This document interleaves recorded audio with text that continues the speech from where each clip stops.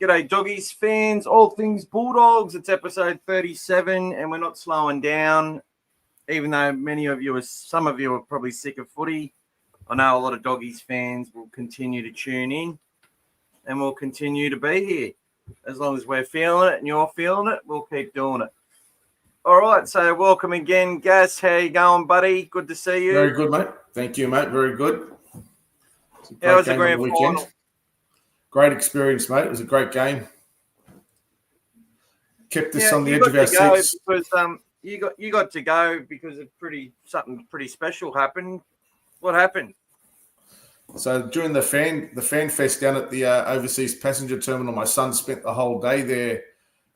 Managed to get himself on the Channel 9 live, and at the end of the night, they had a kicking competition, and he won 2 tickets to the grand final. So it was very exciting stuff. It was a great job by young Akram. So I was fortunate enough to be his +1 for the day. Beautiful. Yeah, I saw Emma Lawrence was running it, wasn't she? Yes. Lawrence's stuff. Yeah. Correct. So welcome to those who've joined already. There's 8 of you so far. When we get up to 20 people, we'll get right into it. But look, today, guys, welcome to you, Michael. You're not late for once. And he says, "Did you bring the flag, Gas? Did you bring the flag?" No. I had a small one, but not the big flag, mate. But we had our jerseys on, and there was probably, other than Storm and Broncos, the Bulldogs jersey was the third most prominent jersey at the game, easily. Yeah, I saw a few posts. I actually saw a few posts with people talking about how many Bulldogs jerseys were there. I think a lot of Bulldogs faithful went and bought grand final tickets after round 6. Yeah. And they're the ones probably giving the most shit to they're the ones probably the angriest. So, which I can't blame them, but yeah, look, it was a pretty good grand final. I'd like to get everybody's thoughts when they come on and say hello. But look, we're going to talk about the grand final. We'll spend a little bit of time on that. We'll talk about some of the international stuff, but we're going to go through the top 30. This discussion will happen quite a bit in the off season. I think there will be a couple of changes to the squad, but we'll go through the 27 players, which is potentially 28. But yeah, I think there'll be at least 2 more or 3 more juniors to be elevated, and I think there'll be 1 more addition from external, and maybe 2 players to drop out of the current mob. That's just my early prediction. We'll also get some early tips for the Tonga team and the Samoa team and the New Zealand team, the Australian team, Prime Minister's 13. Plenty of women's representation as well across New Zealand, Tonga, Samoa, Fiji, and Cook Islands for the Bulldogs girls. But I won't go too much into that, but well done to them. But yeah, what's Michael up to? From a neutral grand final, it was pretty entertaining, but it feels empty that the Dogs weren't there.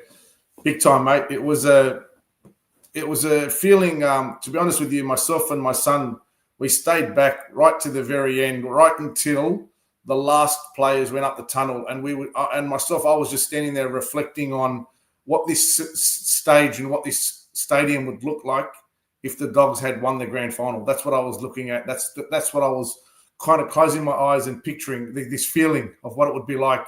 I know I was there for 2004, but I feel like it was a different stage now. We've got a lot more sort of young and exciting supporters that have come through, and because there's been such a long dry spell, I feel like breaking that sort of run now, 21, 22 years, hopefully next year, whatever it might be, will be a huge explosion. And I think they would have been 2 or 3 a.m. in the morning before they got us out of the stadium and headed back to Burwood Road. It would have been chaos. So it was, yeah. So I was just picturing that in my mind. So just getting those feelings. I was even doing some videos of all the Storm players laying on the ground, disconsolate, sad, upset, and just to show what it feels like to lose, as well, and the way the players are. So all these things that you just build up, that sort of psychology behind it. That's what I was trying to get into my head. Yeah. It was funny because on my Facebook story, I took a photo on the TV of Billy Slater when they lost to the Roosters, I think. Sitting there as a forlorn figure. Yeah. I shared it with another mate who I was taking the piss out of. Go to the next. If we made the grand final, I would have taken the week off just to party. Well, if you remember back in if some of those who are around 80s, 90s, even in 2000, the whole week leading up to a grand final was just. I mean, and I lived at Belmore. It's just a circle of cars just traveling around the whole time, doing happy laps through the whole suburbs. It's just one continuous thing the whole time. So it is a big event for that. So, yeah. Welcome, Abraha. Welcome to you. Abraha says, personally felt that the grand final was boring, but still better than last year. I'll have to say it was definitely better than last year. The best series of 2023. Yeah, I'd have to say those two teams were. I felt 2023 was a bit like 2012, and the Broncos are a bit like the Bulldogs, even though the Dogs in the grand final just didn't adapt to what was happening out there at all, and the game was reffed in a way which just suited the Storm. 2015 was definitely that ball just stayed in play for so long in that second half when the Cowboys won.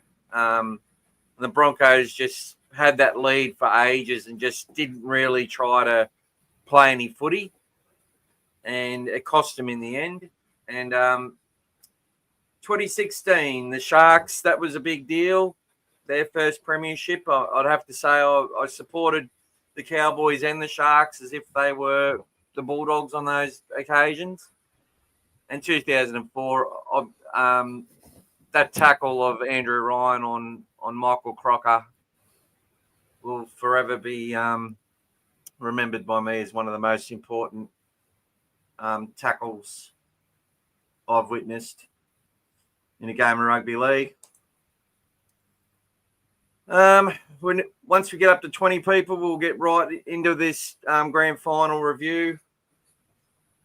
The thing is, the grand final was sold out, but there was only 80K. That's it.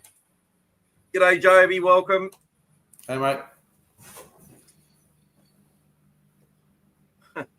Hopefully, Storm do not make the grand final again. They are a boring team in grand finals. Look at this bloke. Have a look at him. Like, I reckon mate, did you get plastic surgery? I know I don't have an excuse, but did you get plastic surgery or what, Ben? Not that there's anything wrong with that. Did you transition?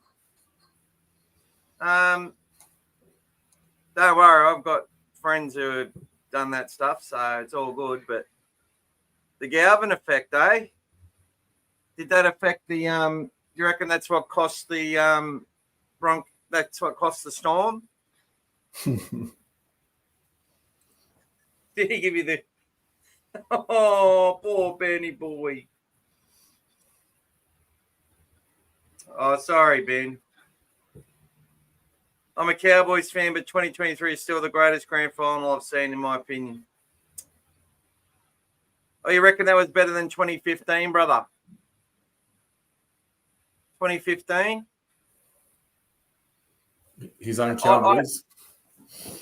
I actually think it was a better game of football because of just the, Ezra Mam scoring 3 tries, then Cleary to Leo to the score, then Stephen Crichton about 5 plays to keep him in it, and then Cleary at the end. Yeah, you have to be right. I think the Broncos, under Kevin Walters, should have considered that. That's like you just don't get close to winning the grand final and that.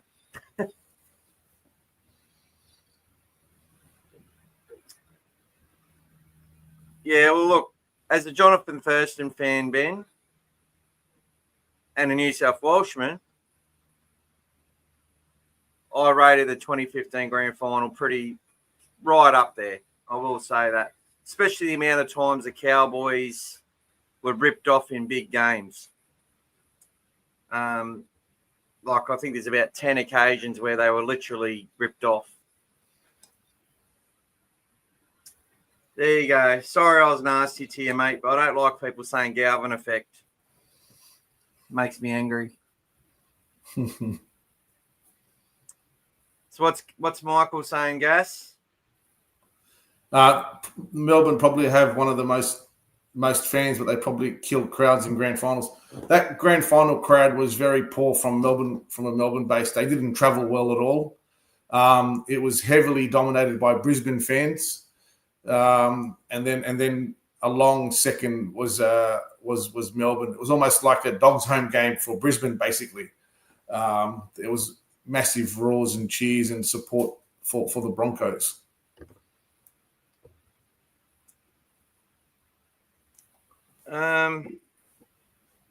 Most seats were full as well. Pretty much most of the seats were full as well. So I know they say it's 80,223, but it was a sellout. So if it wasn't what was there, it was some people might not have turned up, etc. But the game was sold out, so there were no tickets available.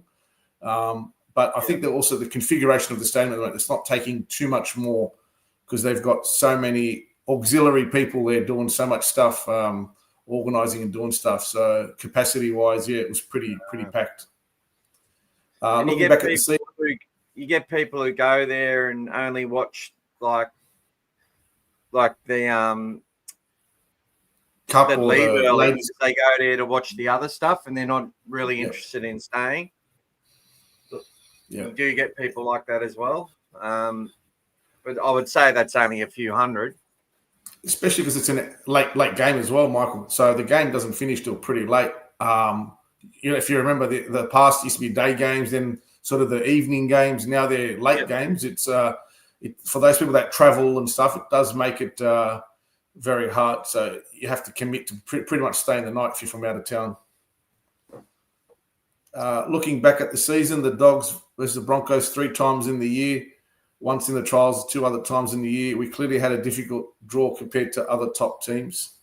But in saying that, in the 2 regular season games that we played them in Brisbane and when they came back, we didn't play against Reece Walsh. So you can see the difference he makes. If you remember when Cobbo played against us, they beat us in Brisbane and everyone's saying, oh, Cobbo's a better fullback. And then Origin affected. They didn't have their stars. We were up 18-0. And we still lost that game, but both times they didn't have Reece Walsh. So, obviously we didn't have our full team that game as well. But yeah, it's and trials is a trial, so I wouldn't worry about that. But they did touch us up in that trial pretty good as well. I think only Preston. Yeah, that trial was I was not concerned at all. I actually felt that we won what we needed to win from it, and that was the fact that we played only 23 players. Whereas they played 28 and they had their entire squad of forwards share 80 minutes of football, which enabled them to, they constantly had energy through that game. And I felt the Bulldogs did a pretty good job. And it was very, very windy. Montoya's first game, he sucked, but his first game against the Dragons, he was great. And he was great for 7 or 8 rounds, Trials are trials, and we need to... That's what shits me. We lose a trial, people start going on like we're about to get flogged for the rest of the year. No worries, Ben. Abra, there was only 80,000 at grand final, which I was surprised with. Victoria's heavily focused on AFL, and Queensland is centered around rugby. Broncos are always going to have the most vocal crowd too. Yeah, they were, but there are a lot of Storm fans now, and it's building. They won the Jersey Flag, the Storm, and that was with a heap of kids born in Victoria, which is really good. And it's growing. They have a lot of Kiwis down there as well and Polynesians. But look, I felt their crowds are pretty disappointing in the finals series as well. So, but at the same time, they were competing against, AFL finals, which is always hard. G'day, Timmy. Welcome. Hey, Timmy. Good to see you, buddy. Going to do some top 30 tonight. Did Penrith beat Melbourne in the Jersey Flag? I don't think they did. If he's saying that, maybe because he was that's Aki, mate. If he's saying that, he was probably there. What the hell's happened? I've lost my whole screen. Oh, here we go. It's all good. What was the score, Aki?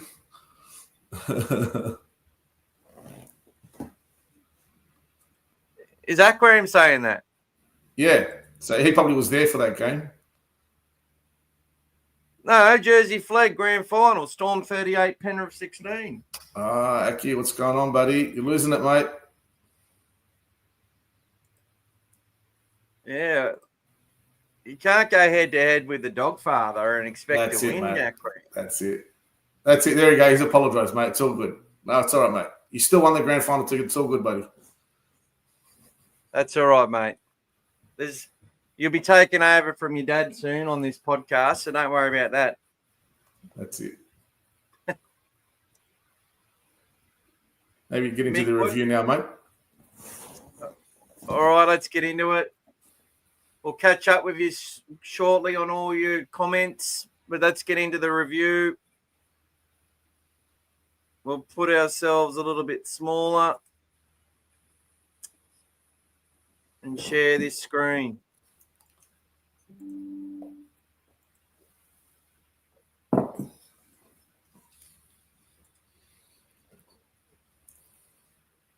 Alrighty, so I can't actually see her at the moment, Gas. You're all right, mate. Because I'm scrolling on the screen. But obviously we know what happened. Melbourne conceded early, then asserted their dominance. A really good try to Reece Walsh before a late, just as good as a try, in my opinion, for Jerome Hughes to put them up 22-12 at the break. I think a lot of us thought the Broncos were always going to be coming in this match, just the way everything had gone. But I will say before I cross to you, Gas, to give me a little bit of just your thoughts on the game. I was asked by one of my mates how the game would go, and I said, well, look, I think Atkins will be looking to do a typical grand final refereeing performance. He will try and award a penalty in the first set of the match if he can. If the team if Melbourne are defending, they'll give away a 6 again in the tackle 1 or tackle 2 deliberately, which they did. I then basically said if the Storm hold on and can hold their line, they'll get a piggyback off their own end. And then there won't be hardly any penalties in the game, and there'll only be 6 agains trying to get teams to score. If they can't score, if they're 6 agains, they'll be punished with penalties out of the back end. It's been a script that's been followed for years, whether you had 6 agains or didn't.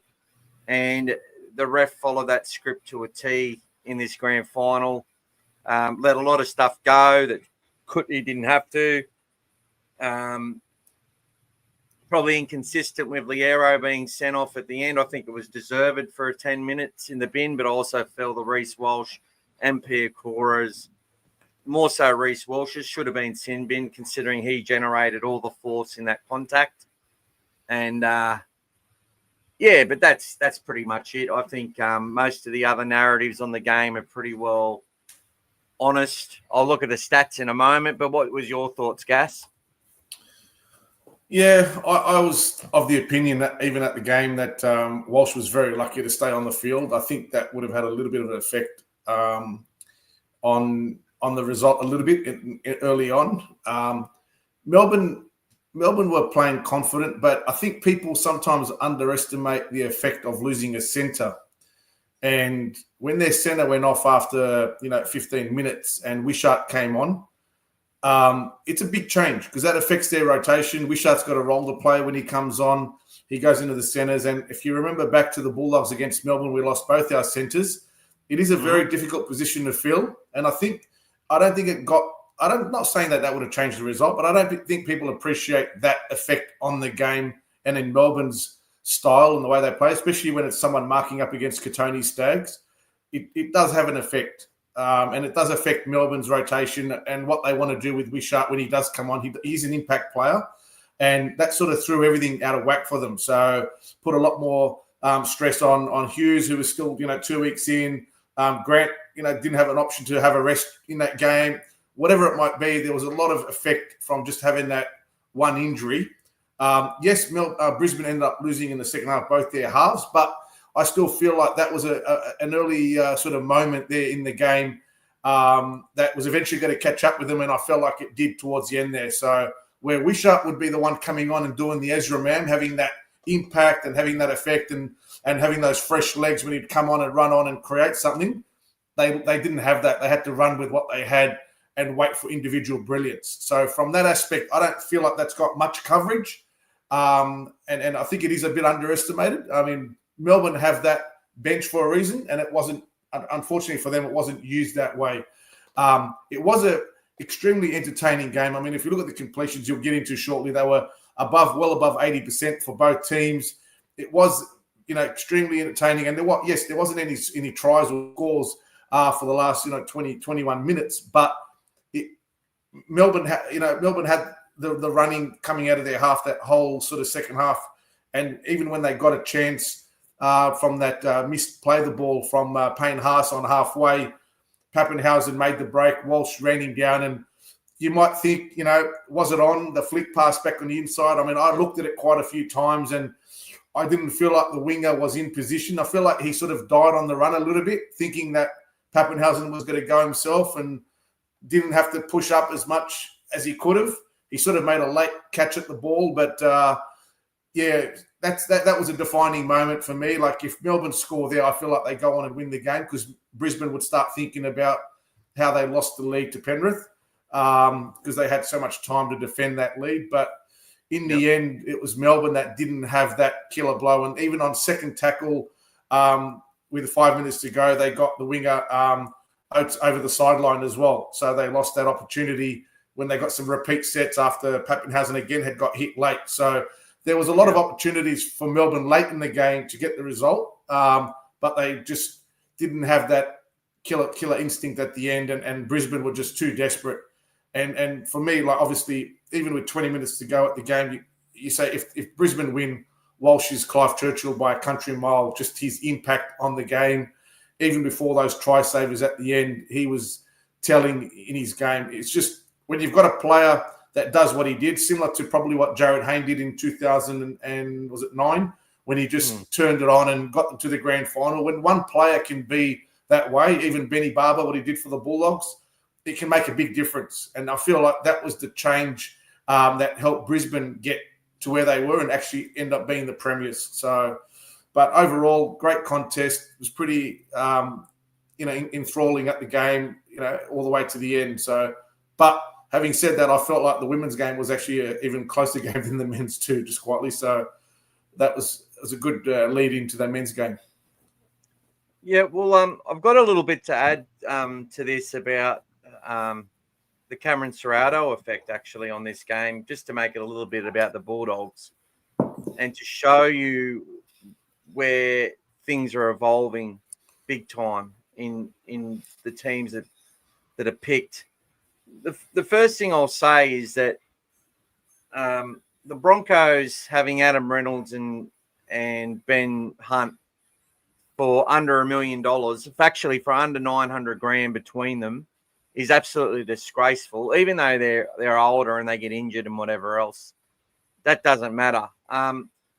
As far as the three best players on the field for the Broncos in that game were Reece Walsh, Payne Haas. And I think it was very important that Madge Maguire took Payne Haas off when he did after 25 minutes. And then he brought him on at the exact right time. So that was probably the best thing I'd seen from the coach as far as strategy goes. the other thing is that Ezra Mann was extremely important in that win. And the threat that he put that edge under from Melbourne, their right edge defence, really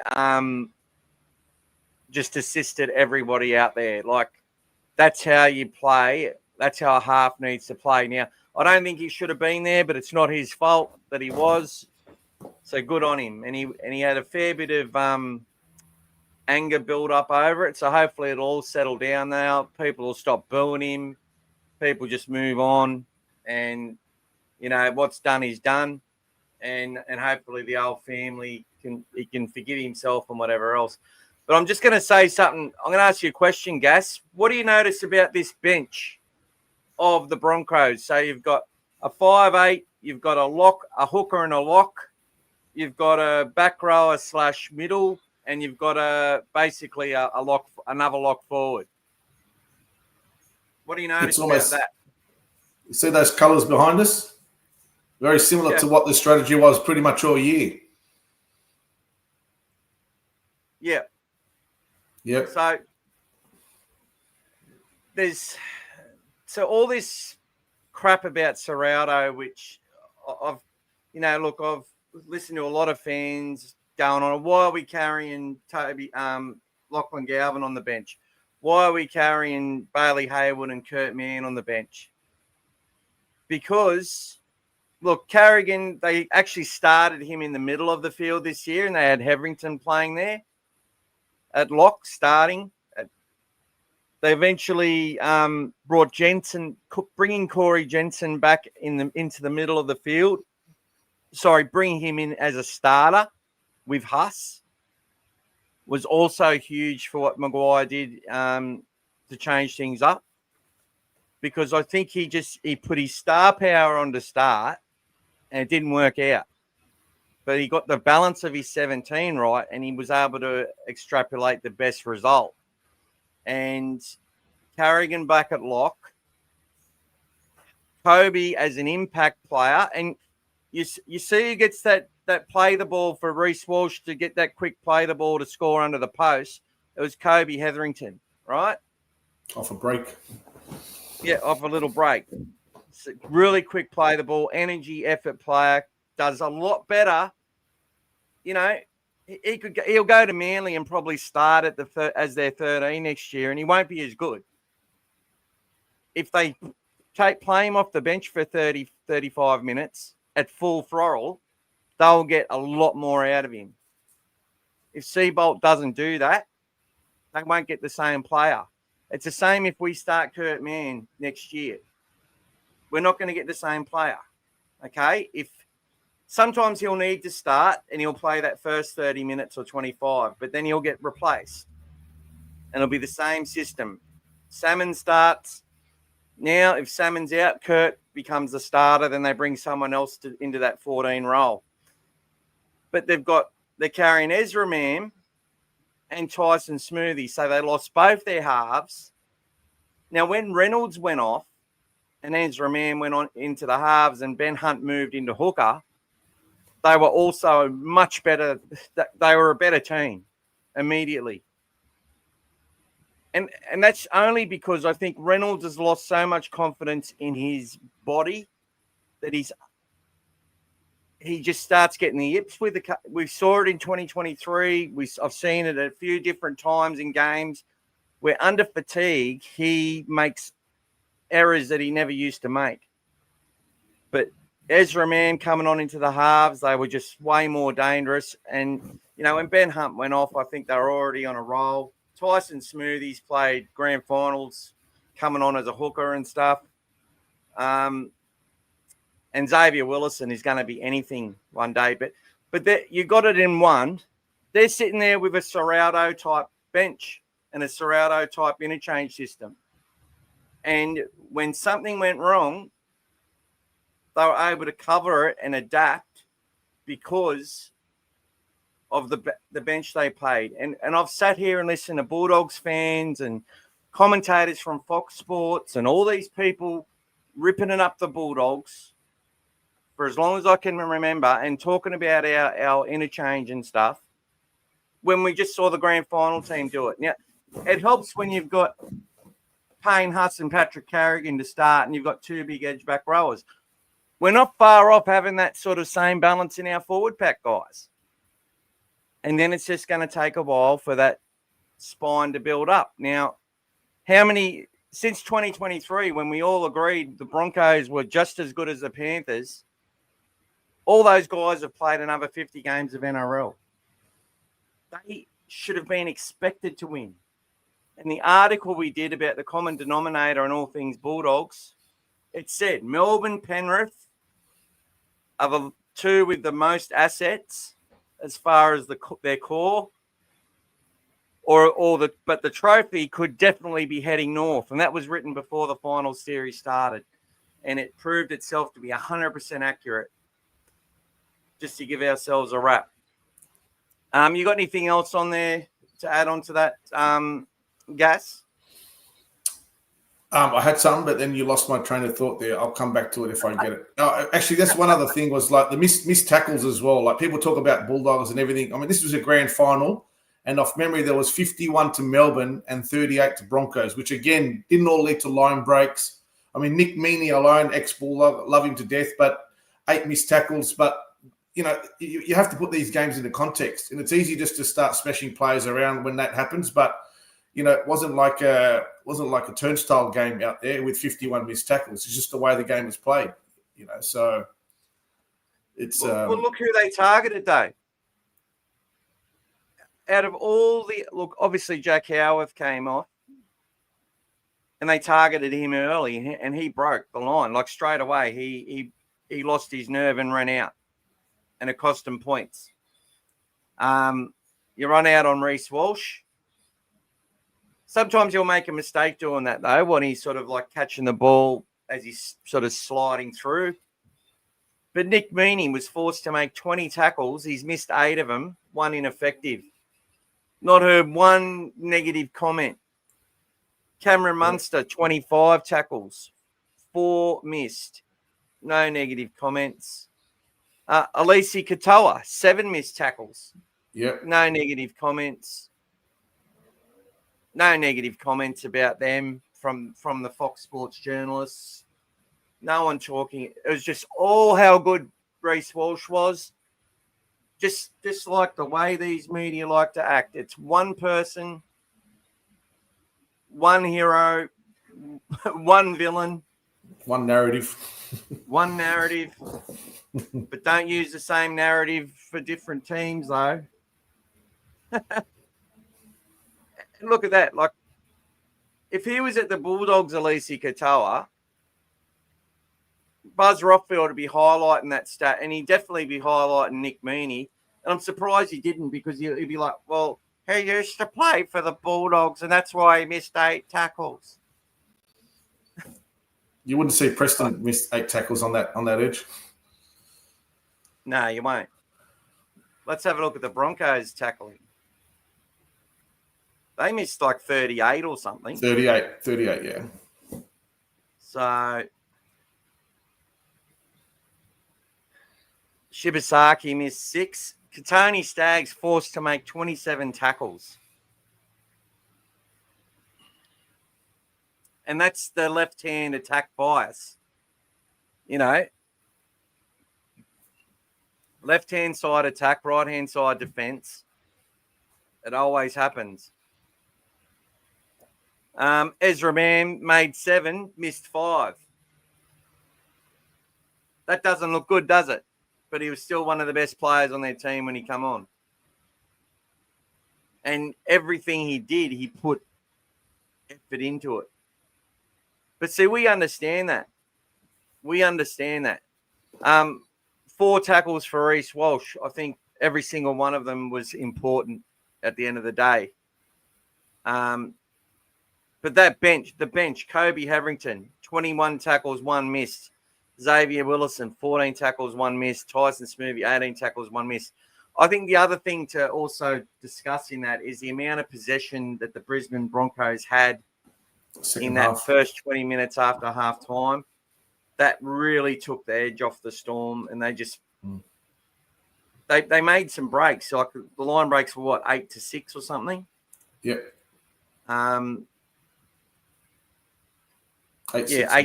to the Broncos, which sort of goes along with the possession, 51-49.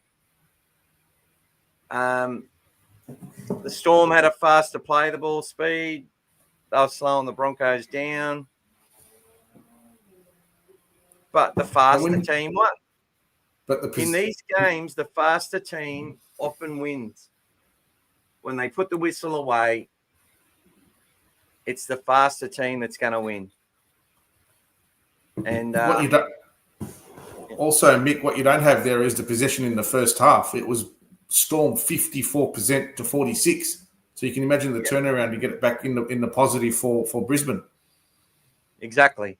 That's right. 100%. And we don't really hear many people talk about that, do we? You're only going to hear about that stuff here, unfortunately.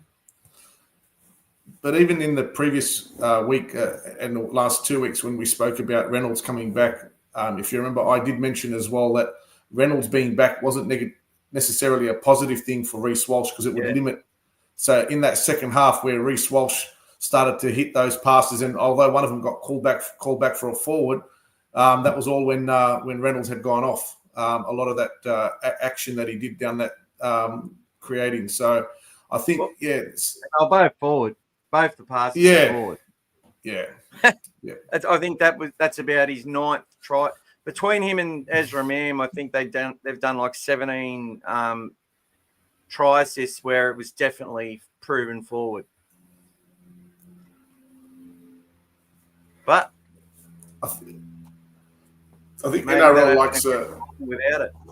The NRL likes to have Broncos as premiers every now and then just to keep the Brisbane side alive. So it's like Origin. It's okay. Well, Abraham actually brought up this point. What did I say about the Brisbane shares rising before? I heard that they're going to expand Suncorp to 65,000. Well, look, I have no doubt that Adam Reynolds was told or asked by Chris Foley or someone representing the government up here to request those changes if they won the grand final. And that's certainly how it played out. I think in the middle of a housing crisis, though, Suncorp doesn't really need an upgrade right now. I think there's other priorities, but,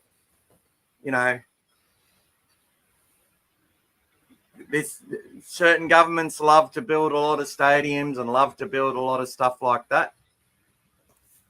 So we'll see what happens. Yeah, they want to make grand finals at Suncorp in the future. It's not going to happen unless there's another issue. They're not COVID. Yeah, they only use the threat of a grand final to get more money out of the New South Wales government. That's the only reason Valandy says it. G'day, Brian. Welcome to you. And go the Dogs. Do you want to catch up on the rest of these? Yeah, mate. No worries. So it was hard for happy for Hunt, at least. It was hard watching the Broncos win as a Cowboys fan, but at the same time, respect for the player.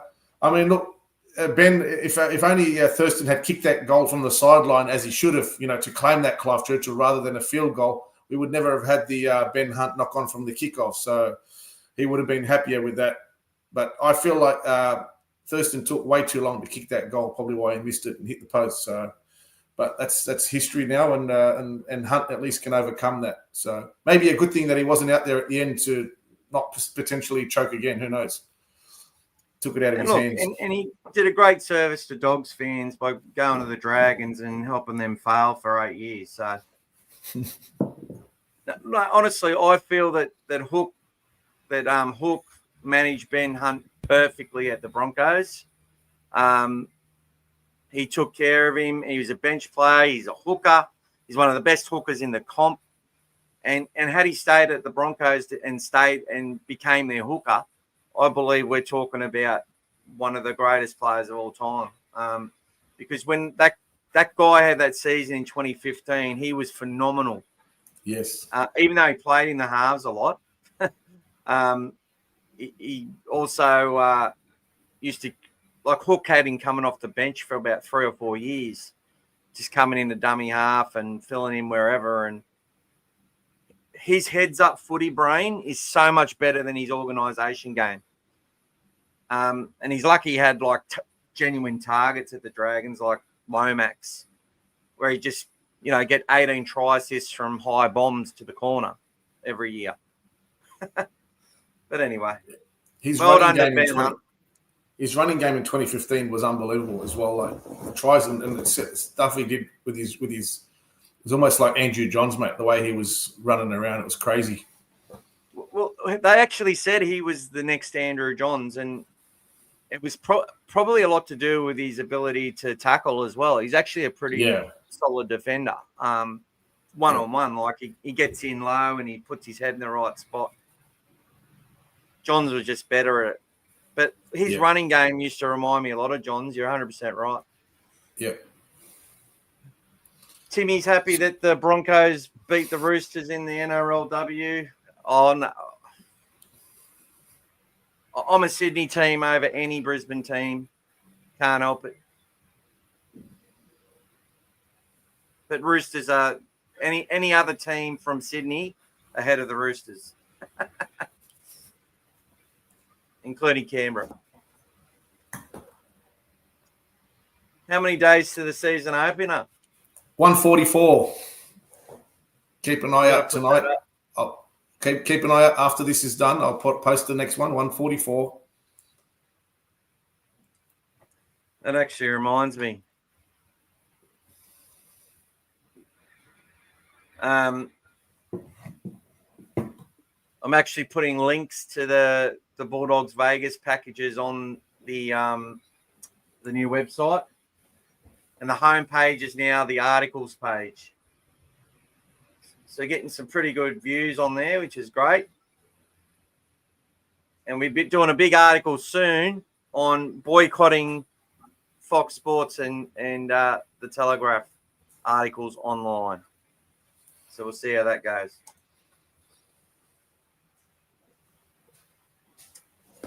Timmy, we mentioned that at the start. It was we both felt like it probably could have deserved 10 minutes in the bin on that one.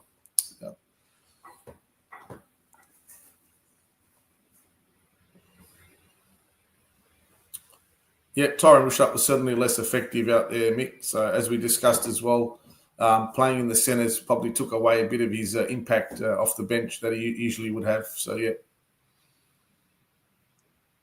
I'll take this one from Ben. It's just me, or did Storm not kick it to the coach's direction a lot? Xavier was quiet, but that's because he didn't get the ball from his teammates. Melbourne had chances. Well, this is the point that Gas made earlier, Ben, is that when you lose your centre, it can affect you big time. And Tyrone struggled to get the ball out to Coates. That's for sure. And the other part of that was the Broncos. They did this in the lead-up game at the end of the season against the Storm, where Storm were missing a heap of players. They just were running illegal blockers and escorts on Coates, so he just couldn't get near the ball. And they penalised the Broncos, I think, once for it, but they did it on another 2 occasions. The other part with it that people forget is that it is the grand final. It's all on the table, but these players, by the time they get there, all that sort of stuff is so hard. Like the effort that those wingers have got to put in just must come back to bite them, especially a big boy like he. I like the fact that when he got hit in the face by Reece Walsh that he got straight up. It probably cost them the grand final.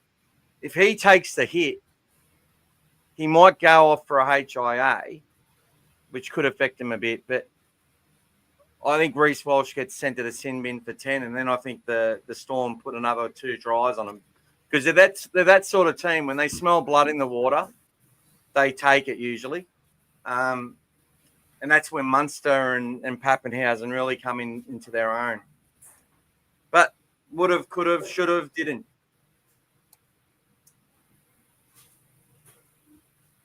How are we going here? I did predict Broncos would score 26 points, but predicted the Storm to score 10, and they were ahead by 10 at halftime. It's all right, mate. We had all the numbers there. It's okay. I thought Payne Haas' first stint wasn't as effective as his second stint.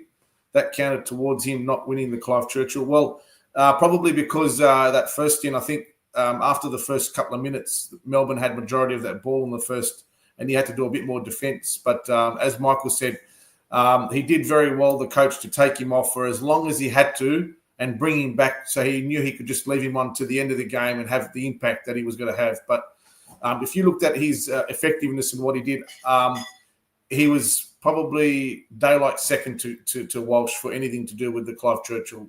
Even 80 minutes probably wouldn't have done it for him this game. As I said, Benny Barber didn't do it, but he got us to the grand final, as did Hayne, got them to the grand final, didn't win it for them in the end. But when you have a fullback that dominates like that, they can pull a team along. So, he didn't win it for us, but he did get us there. If you remember, we came back from outside the 8, beat Melbourne first game in the semis, and then came all the way through. So it does make a difference having those kind of players red hot at the right time of year. Yeah. I think that's the other thing too, is that the fullback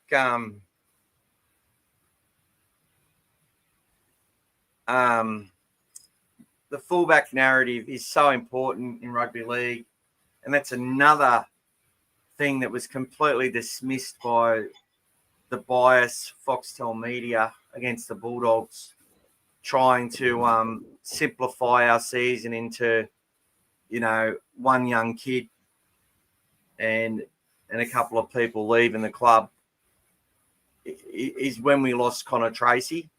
So I'll talk about that a little bit later as well.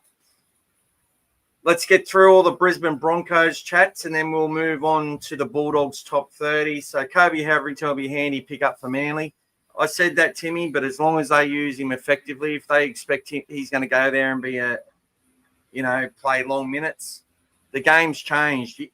A player can be worth so much more playing less minutes in a certain role off the bench than they can playing long minutes or starting. And I think he is an impact player.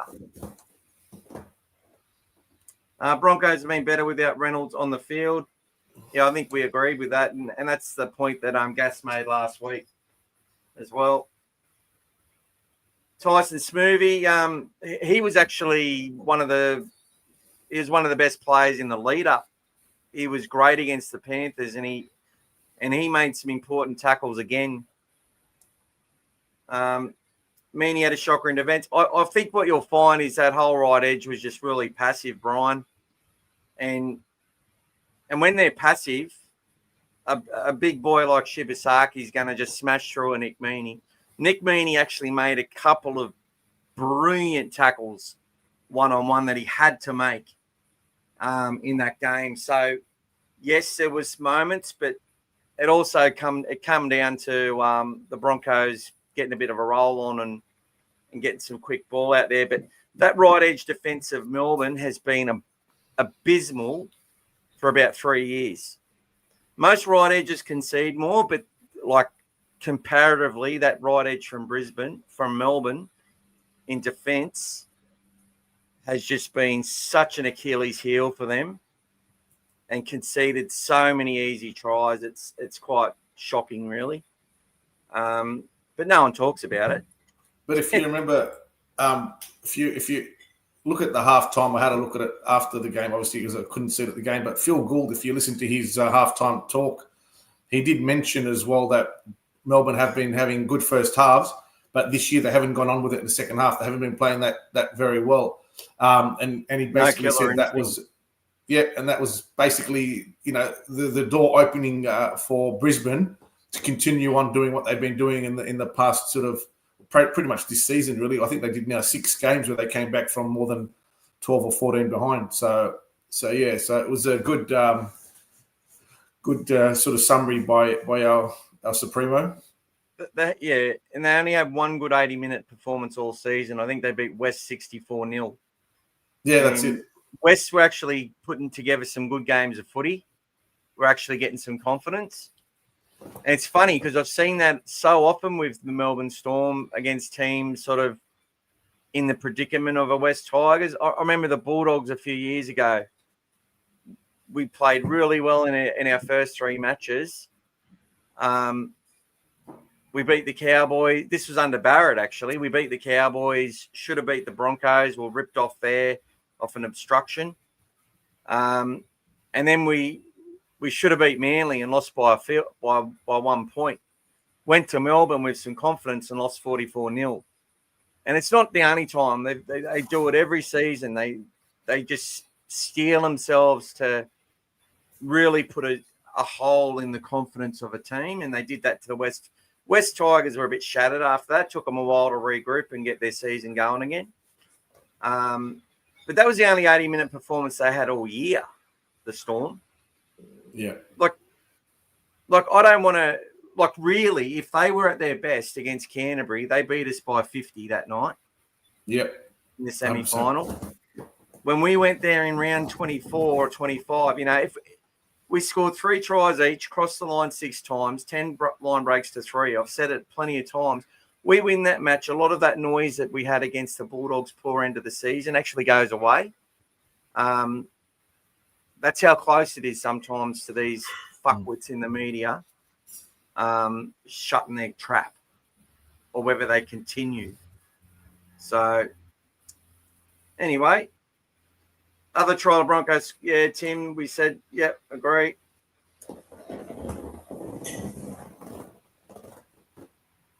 And I just want to say Mick, I don't like the Broncos, but I'm born in 77 as well, my friend. The year Elvis died. Only hate the Eels more than the Roosters as far as the city teams. Look, I used to always hate the Eels the most, and I hate the Eels. But when Super League happened and we were forced, and there was 2 competitions, I sort of backed the team with a lot of players in it that I loved, like Jim Dimmick, Jared McCracken, Dean Pay. So the Eels sort of got my vote in the NRL competition, the ARL competition. But yeah, I'll go for Para over Roosters every time now. Roosters are now the number 1 rivalry for me. I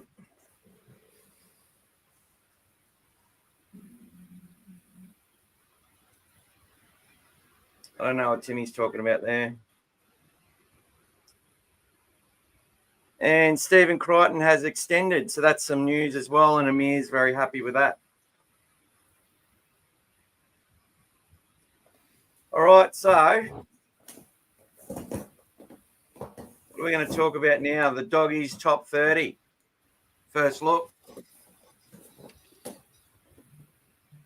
So, Gaz, tell me a little bit about some players you're looking forward to seeing next year. Look, I'm going to be very interested in seeing how we develop Mitch Woods and seeing how long it takes before we actually debut him. The other thing for me is going to be, which should be an obvious one for everyone, but I'd love to see how positive Galvin comes out of a full off season with the team. That's going to be very interesting to me. I mean, I know there's going to be a lot of the fringe players that you'll talk about shortly that are looking to step up. So I know that there's some of those that have played in the Cup and everything. But for me, that I feel like 85-90% of the team that we've got now is going to be pretty solid. I mean, other than Leo Thompson stepping in, but I'll be interested to see how we get that spine working to take us to the next level. I still feel like, I know you've said that you'll be surprised if we don't make the top 4 next year after what we've just done, which is a fair call, but I don't think the coaches and the players will agree with that. So I'm looking forward to seeing them prove us wrong and basically try to deliver something that they couldn't do this year. But I feel like it's all about timing. Brisbane timed their run well. Cronulla timed their run well. If you look at it, everyone sort of, and I know we had the good start to the year, but it's going to be about consistency. And we had a lot of adversity through the year, but I think they'll be feeling like they want to make sure they're peaking at the right end of the year to make it count. And I think that's what Serralda, if he takes something away this year, look at and see, okay, with all the challenges that we had, how do we make sure that we still got fresh team out there end of the year to get ourselves in position to make it count towards the end of the year. And that's why those couple of players, I think, will be very instrumental in making sure that we do get there towards the end of the year. Yeah, well, Mitch Woods, I'll talk a bit about Mitch Woods. So I'll pretty much go through each position and what I think is going to happen. But what I'm going to do is show everybody. Sorry, guys. Just trying to get this bloody stuff happening. So what do we got here? I need to put that into that. Oh, where's Gascon?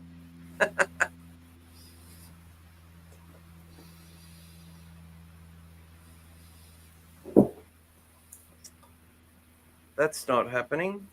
Oh, there we go.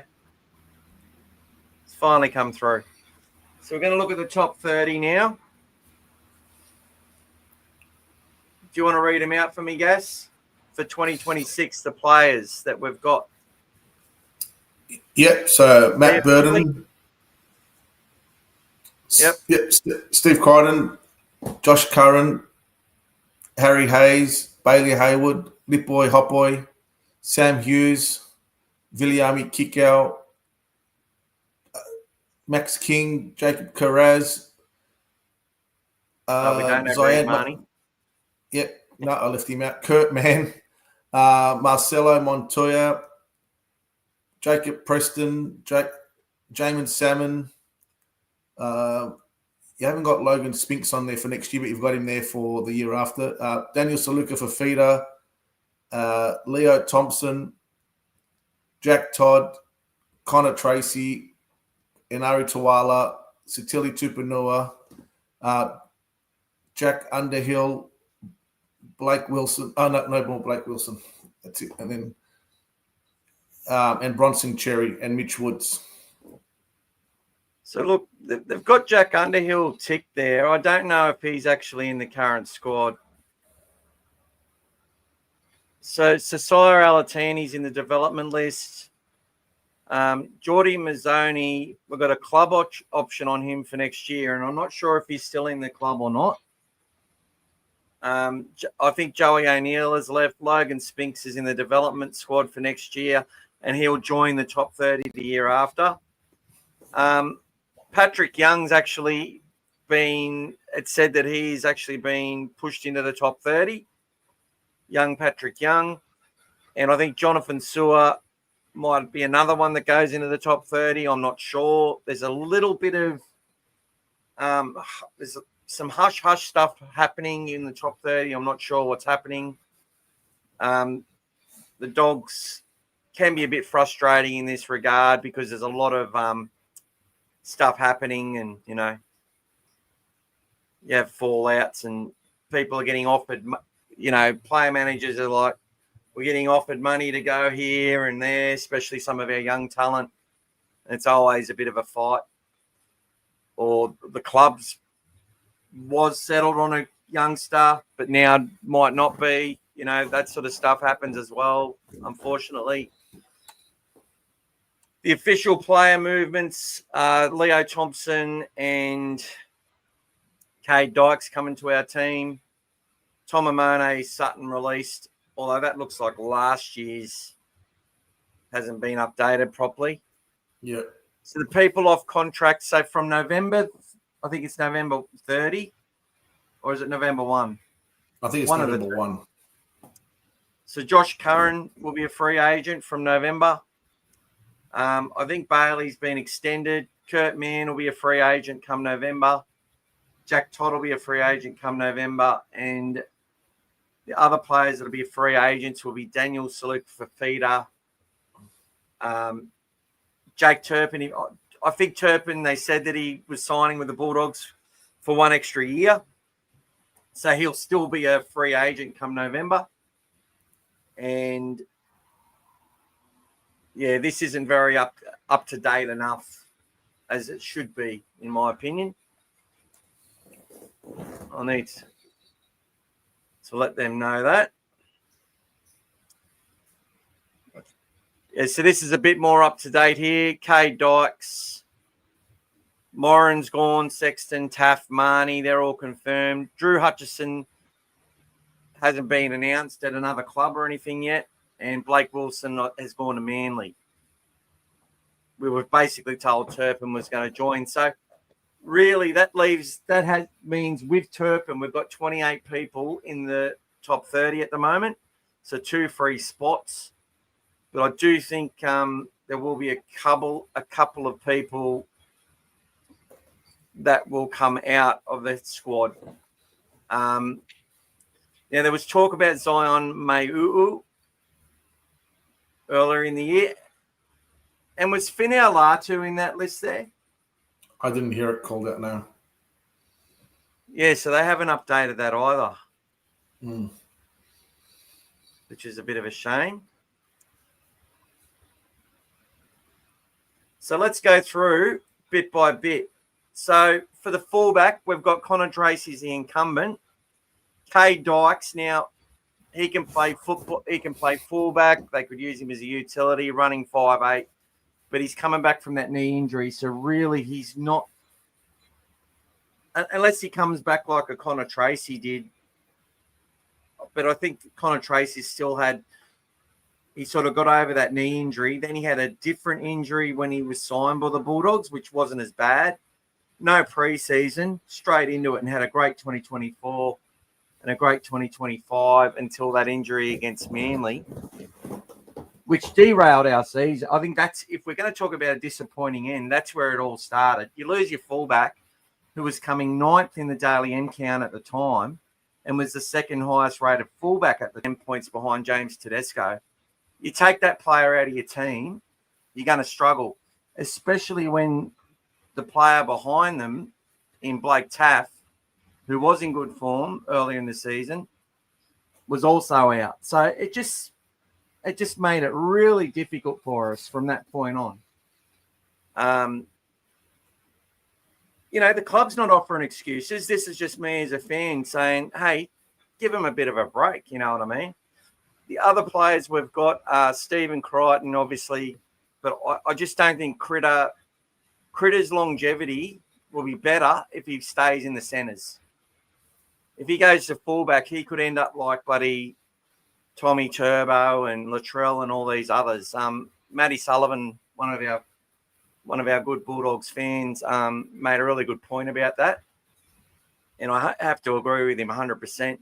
We got Carraz there as cover as well. And we just signed Nicholas O'Mealy. He's 27 years old. Mark O'Mealy's son, plays fullback, played in the Interstate Championship for Burleigh. By the second half, he was run off his feet. He was out of gas, and looked like he was carrying an injury. But he tried his heart out in that first and second half. And we've got David Bryanton, the young whiz. Fox Sports mentioned him in an article today. Boycott Fox Sports. Don't look at it. It's just shit. They're not talking about him playing NRL next year. Like, that's absolutely... Let him play SG ball first, for Christ's sake. Any thoughts on the fullback position, Gas? Mate, I wouldn't go past Tracy, to be honest. Like, he's proven that he's extremely valuable to us, and his former, half skill with his passing game as well at fullback is vital for us to set up our wingers as well for those plays in our centres. So, I think what you've mentioned already, with Dykes and as a backup potentially is important. But I wouldn't be moving Critter around too much, to be honest. Even if he gets his body right, he's now at the age where he's going to start to mature more. He's not that sort of 23-year-old anymore. So he's still just as influential for us in the centres and can have that impact from there and shore up that that side of the field for us, which is extremely valuable for us. But Tracy, for me, would still be a fully fit Tracy starting season in Vegas. And Connor Tracy's also a free agent come November. I did an article on Crichton and Tracy and whether we need to based on what Crichton's worth, you know, it's easy for us to say, okay, Crichton may need to go into the fullback role, but I think we have to keep Connor Tracy and we have to be prepared to pay him a little bit extra money to keep him as well. Even though we've gone and upgraded Stephen Crichton as we needed to. He is the captain. He's basically our Mal Meninga is the way I look at it now. And we've got to pay him as such. We're overpaying for a centre because he kicks goals and he's our captain. Okay? That's how we justify it. That's where our cap needs to make allowances in other areas. Connor Tracy, if he needs $600,000 or $700,000, we just have to pay it. Because I've got this comment here from Amir Gas. It says, I feel as to compete, we need one of the with these top teams, we need a fullback. Our attack is too one-dimensional. What I'll say, Amir, is that game against Manly, they had a tackle over the park. It wasn't an easy game, by the way. We flogged them in the end, but we had to purge through. Like they tried to batter us in the forwards. They've got speed to burn in a whole lot of places. And Connor Tracy had his best game for us that day of the season. He was phenomenal in defence against the Panthers. And if you look at his work up that right edge in some really big games for us, he's done a phenomenal job. And I actually think he's not too far off some of the best fullbacks in the competition. So if he can take another step, can hit the ground running and be fit, the Bulldogs will do pretty bloody well. But when he couldn't train for 2 weeks, he had that internal injury. That just a fullback can't not be able to train for 2 weeks. And they brought him in knowing he was underdone to get him fit for the finals. And in the finals, he played at about 90-95% and was quite good in my opinion. So that's my thought about Connor Tracy. Let's move to the wingers now, mate. We've only really got three wingers, Gas. We've got Marcello Montoya, Anari Tuala, and Jacob Kiraz, who are in the top 30. Outside the 30, we've got Jethro Renakama, who I think will be in the development list, so he'll be eligible from round one. And it may also be Jonathan Sewer as well. Got some other youngsters like Danny Gabriel, who plays more in the centres. We've got Jope Raak, who is a massive Fijian who scored, I think, 21 tries in Jersey Flag this year. Fast, a bigger version of Jethro Renakama, bigger, taller version of him. Still very lean, but that's pretty much it as far as the wingers go. Any thoughts on the wingers? I think Sewer's going to be the key that could potentially push in if there's any more injuries as well in that space. So adding a bit of depth in there. So yeah, but obviously you'd start off, if everyone's fit, you start off with the Kiraz and Montoya. But I think for me, Sewer could be the dark horse next year if he can come through and get some games under his belt. I think he'll be pretty good. If Montoya was to fall over, etc. If anyone's got Bar TV, go and check out the Bulldogs' last New South Wales Cup match against the Dragons. Now, the Dragons rested a few players for the finals, but Jonathan Sewer in that match just gave me the feels all over. And I hope he's still with the Bulldogs. I really bloody do. I just haven't heard nothing. I know he's I know our vice chairman is a huge fan of him. So,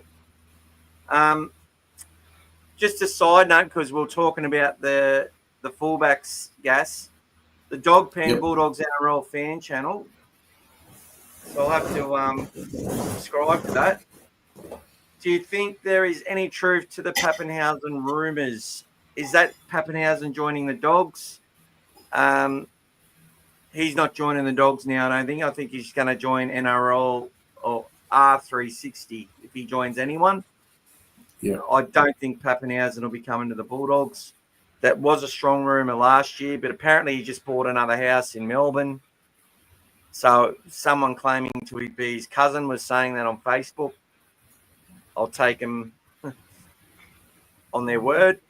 But there was the thought of him coming back because his girlfriend broke up with him and moved back to Sydney to be with the family, and he wanted to follow her apparently. But that was shot down as well. So there's some little rumours for you all that I heard. I think last year he was a bigger chance, especially the fact that he was an ex-Bulldog supporter when he was a kid, and he did talk about the fact that he was very close to joining us last year, but that didn't happen, and that ship has sailed. I feel he's not coming back. He's not coming to us now. So we don't have that. We don't have that space, or what we'd have to make a lot of changes to accommodate him, and it would upset the whole sort of dynamics of what Ciro's created. Yeah. Welcome to Naomi. She said, I hope there's truth. We'd smash the season with Pappenhausen. Yeah, well, I think you wouldn't hurt our chances, that's for sure. Timmy said Finn Alatu is definitely in the top 30. Timmy says Nick O'Malley is a trainer and trials. Potentially could come into the top 30. He won't be in the top 30, brother.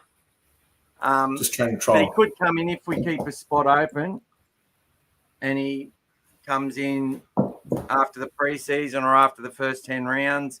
They might offer him a spot, but I don't see it happening from what I saw. But you never know. Preseason with a great team we hear stories like this all the time. People 27, 28 out of obscurity come from nowhere. And maybe he rubs, that old Denker rub into his forehead like his old man, and who knows. Brian says, I'd like to see Tuala given a go at fullback. Well, he played he's an Australian schoolboy. He's got untapped potential. He's got a fair bit of experience, but I just don't see it happening. But he can play fullback.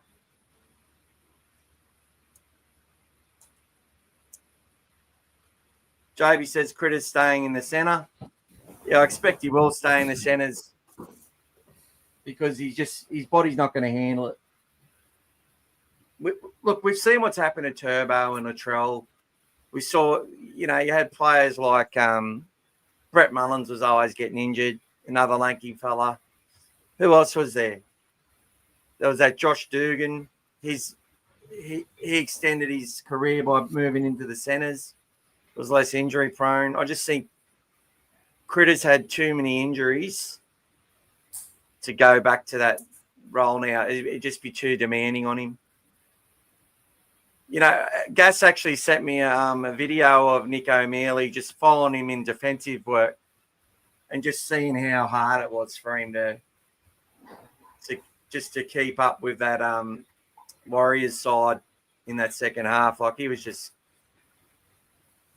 he looked like he needed a breathing apparatus and crutches. Like he looked really under the pump. And I'd recommend that. Go out there and watch your fullback and watch how far he runs. Go watch Jamin Salmon and watch how far he runs. He's not a fullback, but it's not all about the amount of times you take a run with the ball under your arm. I can tell you that much.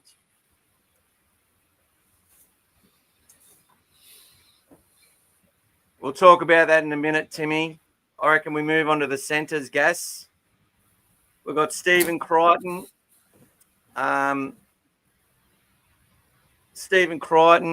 Tuala.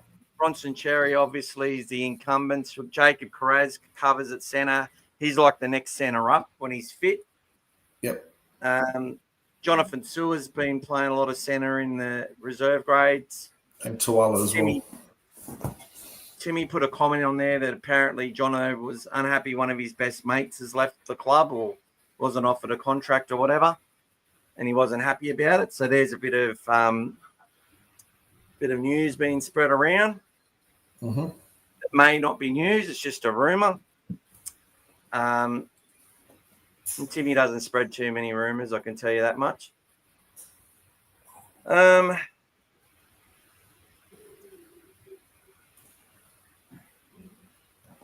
But look, I think who else have we got in the centres there, mate?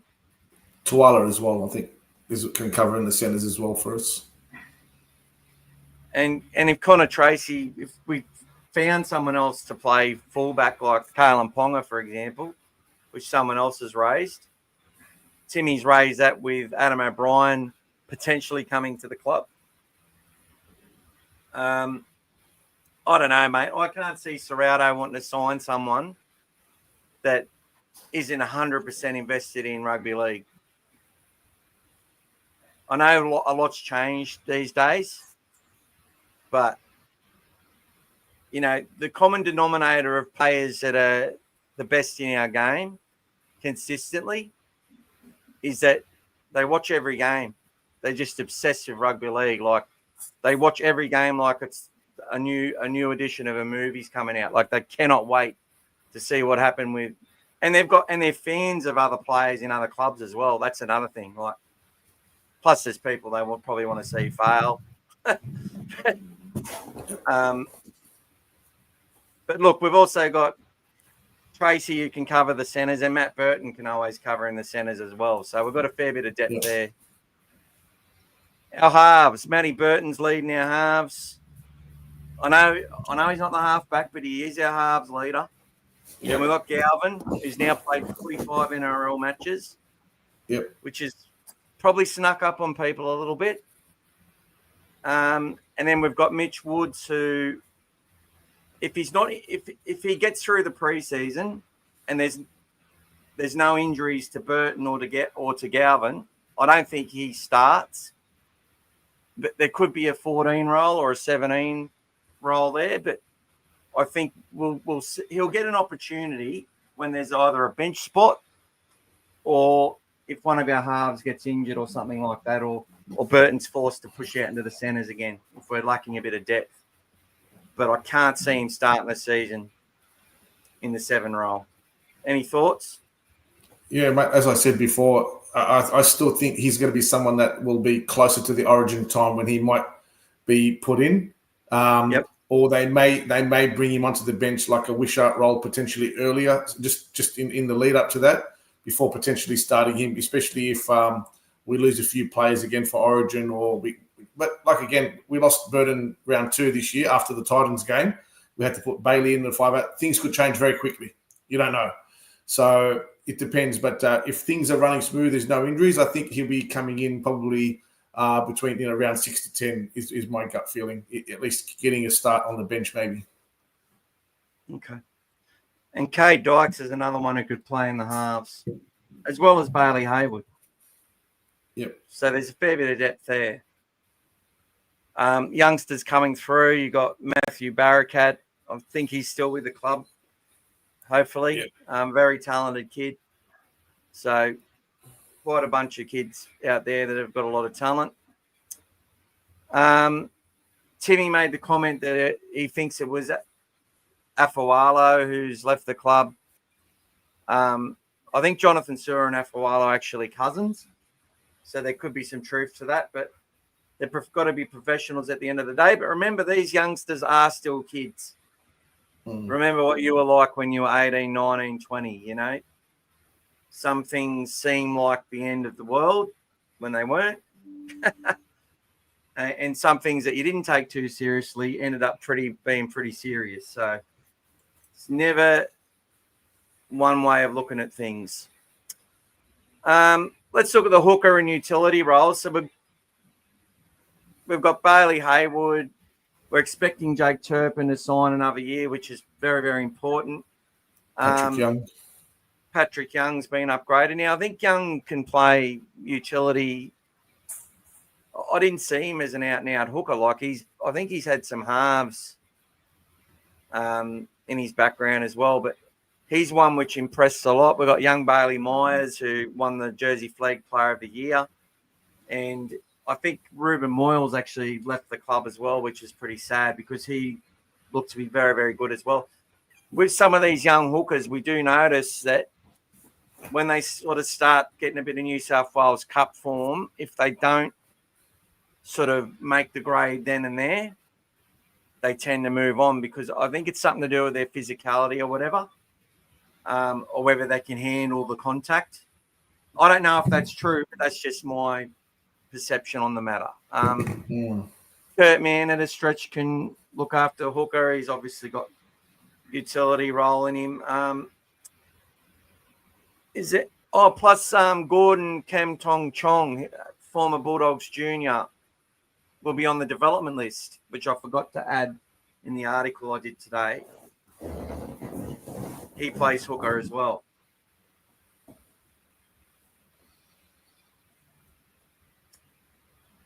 Any thoughts there, my brother? No, nothing much to add to that, mate. It's all. How do you think Bailey's going to go? I think the off-season under his belt and not having the backup of Marnie will be, he'll learn and grow very fast. I think this year's really helped him accelerate his growth, and I think next year he'll just improve. So all those little tiny skills that he wasn't sort of passing off the ground, all those ones where he was still developing, I think he'll do a lot of reps to get that up and running and be a lot better for it. So now that he knows sort of what it takes to do that and that effort. And the other thing for Bailey will be to condition himself to potentially have to play 80 minutes if needed, and do it effectively. That's going to be something that he's going to have to work on in the off season as well, with that sort of fitness level as well. It's very demanding. As you saw with Marnie, it's that when you hit that 60-minute mark, it's making the right decisions and not giving away penalties or missing those key tackles, etc. So,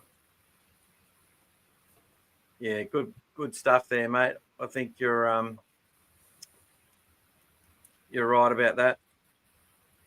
I can't really add much more to that, to be honest. So let's move on to our locks and our edge forward. So we've got Kurt Mann and Jamin Salmon sort of sharing that role as the incumbents. I don't see that really changing. We've got Kickow on that left edge. We've got Jacob Preston who can play either side. Josh Curran's there as a backup. Harry Hayes is there as a backup. Finau Latu's there as a backup. And Satili Tupouniua's there as a backup as well, with Logan Spinks in the development squad. So there's quite a lot of edge back rower depth. But what I'd also say is that half or all of these players are, apart from, it seems, Preston and Kickow, are all going to be playing in the middle when they're in the top 17. So, yeah, that's the edges. What's your thoughts on our edge? Pretty stock standard.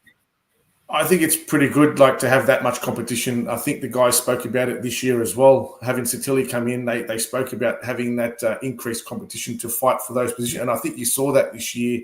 We were pretty well sort of covered in those areas. There was always someone else ready to step in if someone went down. So, and we did lose people at different parts of the year, a lot of suspensions, and even we lost Salmon after the Canberra game for a few weeks. So it's a good sort of position to be in, to have those areas covered. And I think there'll be some extras coming through, hopefully, that will add some more spark to that side as well. Okay. Sean O'Sullivan's another one as well that's coming in as halves and utility depth, I would suggest. But might see him around the origin time potentially, or if there's a few injuries. And I sort of left him out because it hasn't been officially announced either that he was coming. Our front row and middle rotation. Now, this is where I'm most excited. So, Max King and Leo Thompson, they're starting, aren't they? That's our starting front row. 100%. I just think what these two are going to do. I like the fact that Thompson hasn't been selected for New Zealand as well. I don't think he's injured. I think that's just the consequence of the wooden spoon team, and you're the prop in that side. It would have been hard to play at your top. But I saw some efforts that he put in games which I rated first class. There was a couple of games where all he seemed to do is tackle. See, this is another thing that people don't understand is a team that's getting smashed.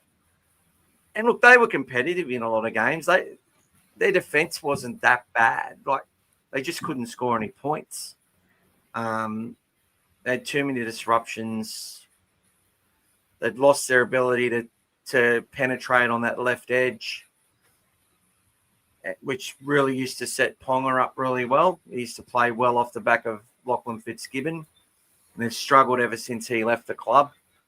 But one thing I would suggest is Leo Thompson did a lot of tackling and wasn't getting all that much possession with the ball at times. So I think the 1-2 punch with King's going to be really, really good for us. I think it'd be great for Max King. I think it's going to be great for Daniel Select, for Feeder, for Sam Hughes, for Jack Underhill, for Jack Todd, for all these other guys, Lipoi Hopoi. I feel we've got a heap of depth in our forward pack. And that depth's just growing and growing with the amount of games that people are getting exposed to since Serrato's come to the club. Like, they are building as a pack. And they're not there yet, but they will be. And I think Leo Thompson just gives us that added edge, even if he gets injured or something. Yeah. It just that our depth is so much better. What have you got to add? And look, you've had last year's Wooden Spooners have a player come from their team into the front row and play a grand final this year. So you put a player in a good system and in a good environment, and you can still get the best out of it. And I feel like the Bulldogs will do that with Leo Thompson. I think that Serraldo will really, really work on his defence and sharpen him up and get him working in our system. And I think being in that defensive system that the Bulldogs have will take a lot of that sort of doubt away when you're defending. Once you know your role, you do your job.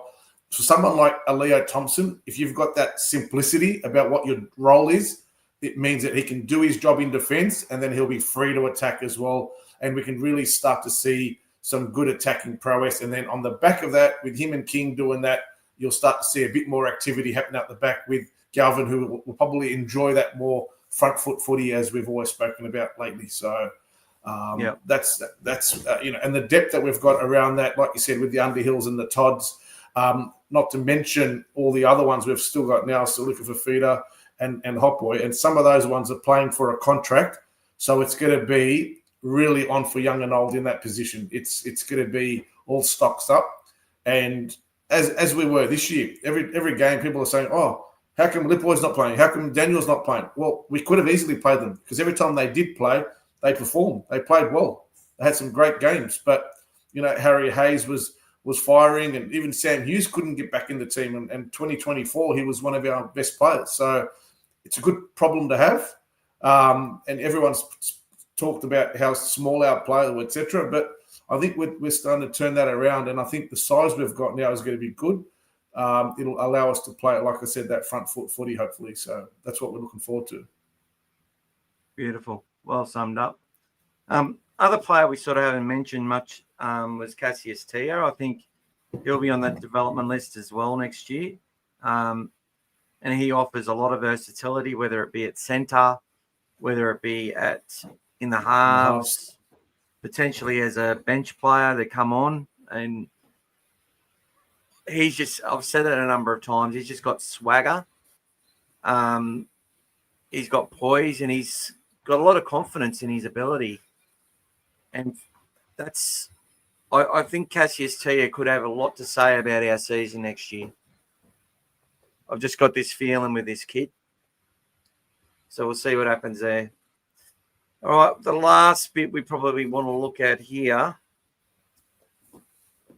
Development. So look, our development lists and future prospects. We've got Cassius Tia, Logan Spinks, Sasaya Alatini, Jethro Renikama, I think Jonathan Sewer, I think Jack Underhill, unless Underhill has been promoted to the top 30, which I'm not sure about. There's a lot of good prospects there and more to come. Look,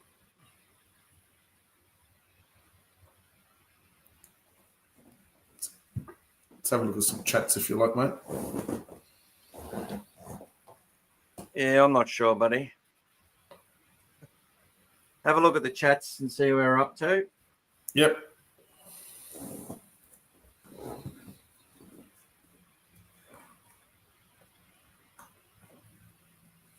So if you want to go move along after the next one.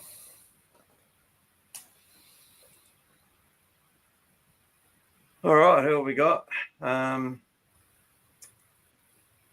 So going back to our chats.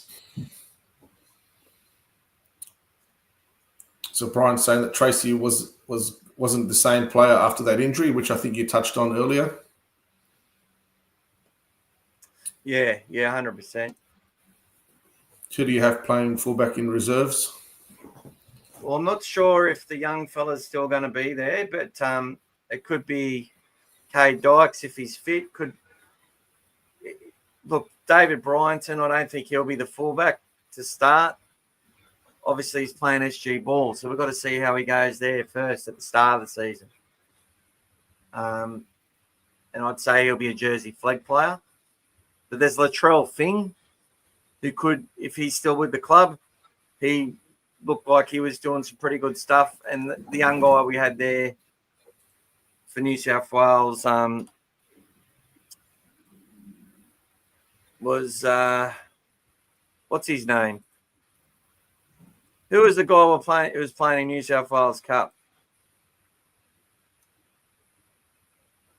as our fullback? Tay Cochran.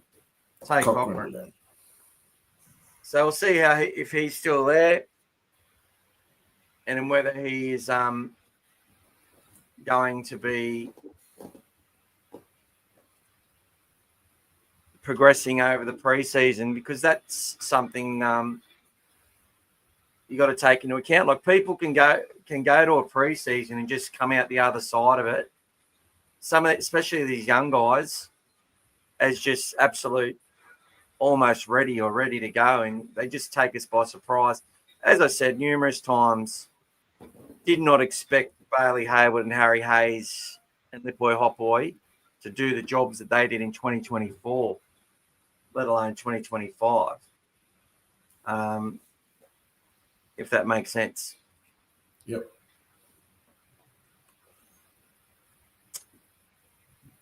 Keep reading those chats if you want, buddy. Yep. If you keep flicking to the next one. Yep. So 700,000 for Tracy, a big no for James. What's your thoughts on that? Look, it all depends on what cap space you've got. I mean, it's not that easy to just get someone with his ability. You know, I mean, we saw how important he was to us this year. I mean, you know, you pay them what they're worth, relatively speaking. But, you know, I don't think you'd need to go to 700 to keep him. But and I don't think others would see the benefit of paying him 700. There's a lot of really good fullbacks out there in a lot of other teams. So I don't think we'll lose him to someone paying him 700,000. So I don't think we'll have to pay that. But it's you pay them what they're worth. But he's an integral part of our team, and he's always the value to your own team is sometimes more than what you see in others. So I think they'll find a way to keep him. What do you think he's worth? Oh no, mate. I don't know. What's he on at the moment? I'd say he's on about 400, 450. Yeah, I wouldn't. For me, 500 would be tops for him. Even if you give him a bump him up, 500's good value for him, especially at his age and what he's had to endure. I think 500 sets him up nicely for a few more years at it.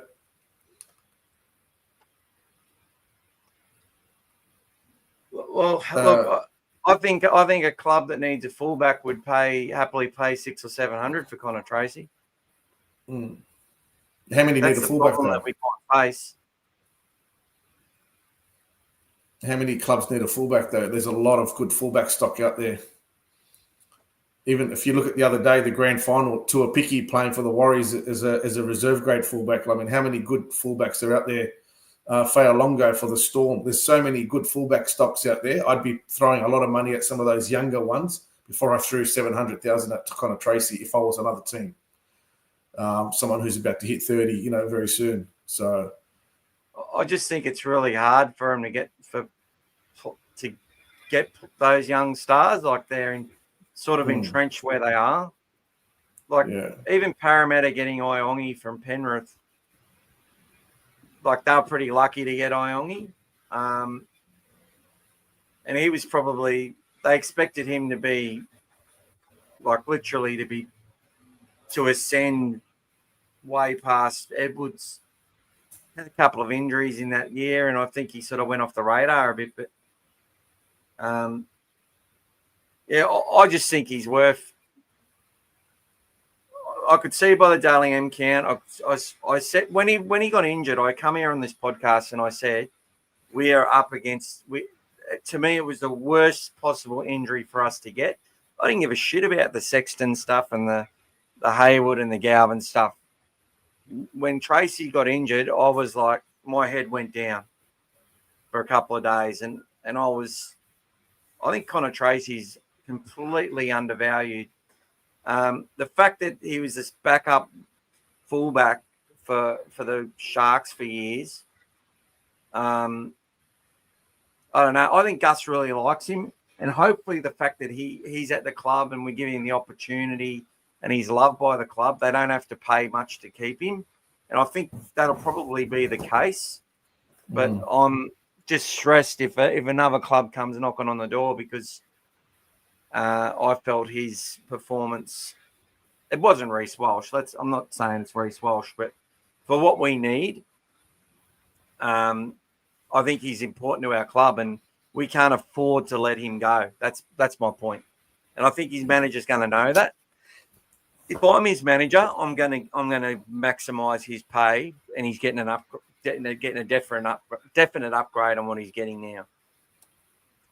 Well, obviously, will come down to cap space at the end of the day. So whatever they feel like they can afford, I'm sure he'll be a priority either way. It's just a matter of, you see good players leave sometimes because they just can't afford them. But as Penrith have done over the years, but for us, he's an integral part of our team. So you'll just have to they'll have to make it work.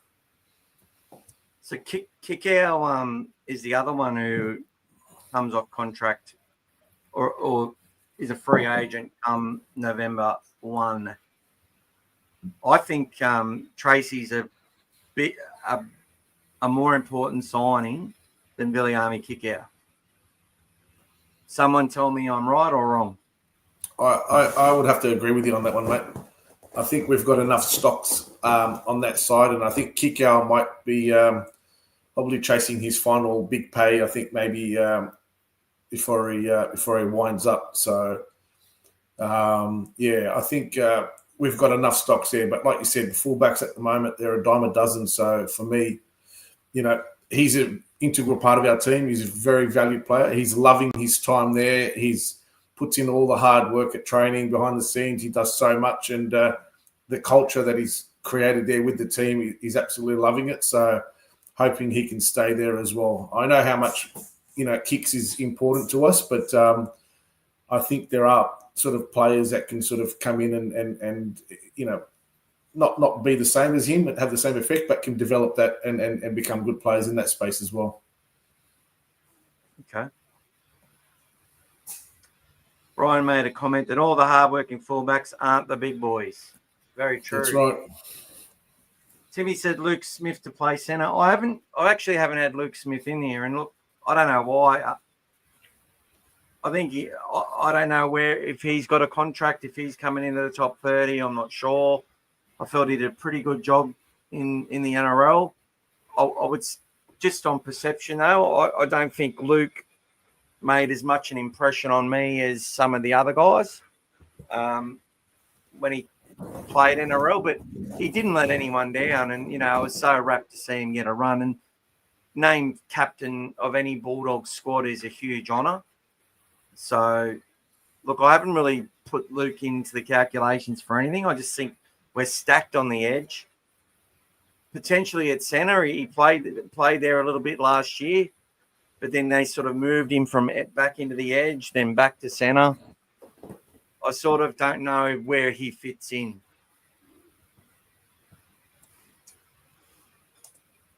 Timmy also mentioned Sean O'Sullivan and Cassius Tia. Yep. Jason gave Timmy a nice compliment. Love Timmy. He always asks me my thoughts. Every time there's a game on, he sends me a message asking me my thoughts. You know, he doesn't try and tell me anything. He just asks me what I think. And I love it. And then he goes and bets on it. Then he goes and bets on it and loses.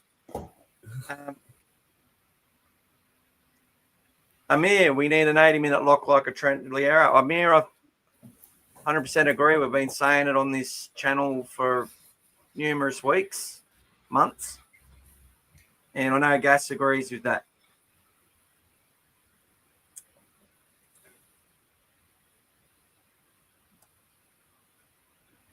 Yeah, look, it almost feels like blasphemy to say I would rather keep Tracy than Kickout, but we can cover Kickout, and I think what he has taught our team can be replicated. I really do. He's not just the big bash and barge guy. He's everything, but I think there might be a chance they extend him for 12 months, and then I think he might be one that goes to Perth or PNG or something like that.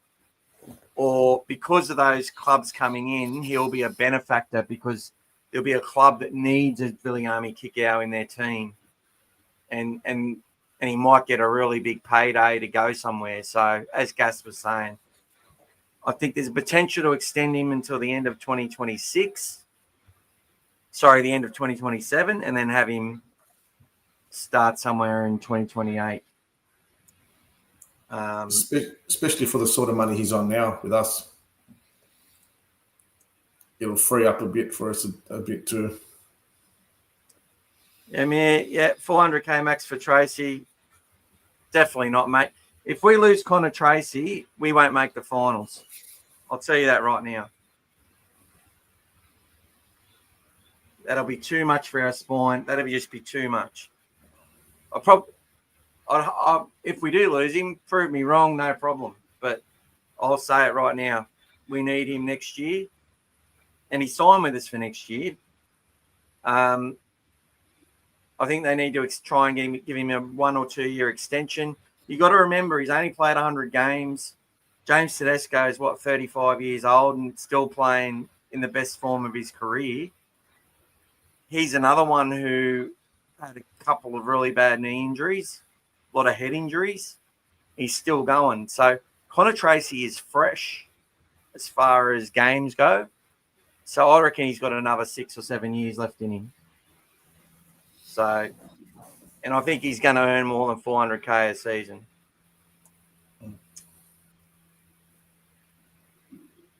Brian says, with our other players, I think Kicks will have to take a pay cut to stay. I think Curran had his best game when Kicks missed that week.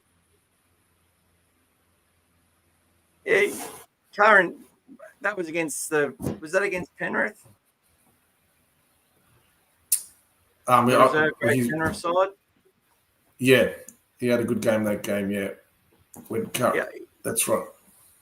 Curran was dropped. So after the Roosters game, I think Curran actually got dropped.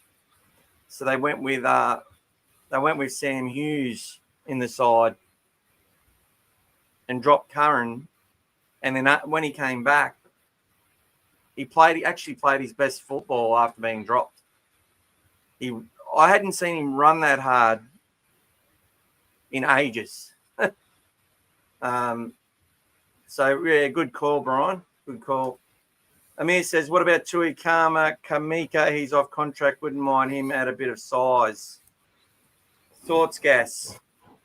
Look, I would definitely not say no to him. He's a experienced front rower, adds a lot of size and, holds up one end.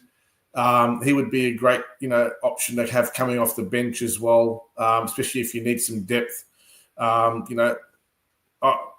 one thing we alluded to, which we didn't speak about earlier.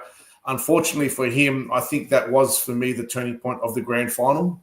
Had he got that ball down in that second minute after half time, I feel that 18 points would have been too far for Brisbane to come back from. But, you know, that kind of play, he puts himself in there. He's a good hard runner, defends very well, would not be out of place in a team like ours, and especially coming from a system that, you know, under Bellamy, I think it'd be a good prospect. So my understanding is that he's probably being asked to take a huge pay cut, which is probably why he's going to have to be looking elsewhere. He's going to South Sydney, mate. Well, there you go. He's too big. They just lost Davey Moali, who, you know, after losing Hamas Saleh, the bloke who was supposed to take over from Tavita Totola just hasn't been able to play enough footy. He's just Karma Kamika is a must for South Sydney. They have to buy him. They cannot. Bennett's going to buy him, and I think he'll be good for them under Bennett. I actually don't see a spot for him at the Bulldogs. The amount of times I saw Craig Bellamy call him a cunt, sorry for saying that, after dropping the ball this year, I can't have him. He made so many mistakes this year, Tui, at really bad times. But he's a really good he was a good player for that side. Did a lot of good stuff. Everything Gas said I agree with, but I feel that he lost a bit of confidence this year, I believe. And I think they love him down there, but they just can't keep him on the money that they're on. And with players like that, Alec McDonald, who I thought was huge in that final series for them, reminds me a little bit of Kurt Mann, the way he plays in his running game, his leg speed and stuff. I think he's going to really come on, that Alec McDonald, for the Melbourne Storm. They've got to get rid of Tui. Wayne Bennett, I think, he'll be a real asset for South. I think he'll be more of an asset for South than he would be for Canterbury, is what I'm saying. But, you know, if he comes to the Bulldogs, I'd be looking for his signature, you know what I mean? Yeah. But, Bellamy was just like walking out of the room nearly every time Tui come on. And I think there was times where he just got concussed and stuff too, and Bellamy's like, just on Bellamy. Sometimes I just watch a Storm game just to watch Craig Bellamy in the box. Yeah, they should just actually have Bellamy cam. Yeah, just watch it. It's better than home and away. I'll tell you. They need to put a camera in the back of the box too to see where he goes when he goes out the back. He goes and has the Valium, snorts it. Yeah. Terrell May style. He bangs his head on the wall. Yeah, good shout out here, Timmy. Josh King was enormous in that grand final for the Storm. That was the best game he's ever played, in my opinion. And they still lost, but because I always look at him and go, yeah, he goes all right. He goes good for little stints, but he played long minutes and he was phenomenal in defence, Josh King. And without a player like him, they just don't make the finals. That's just the way it is, you know.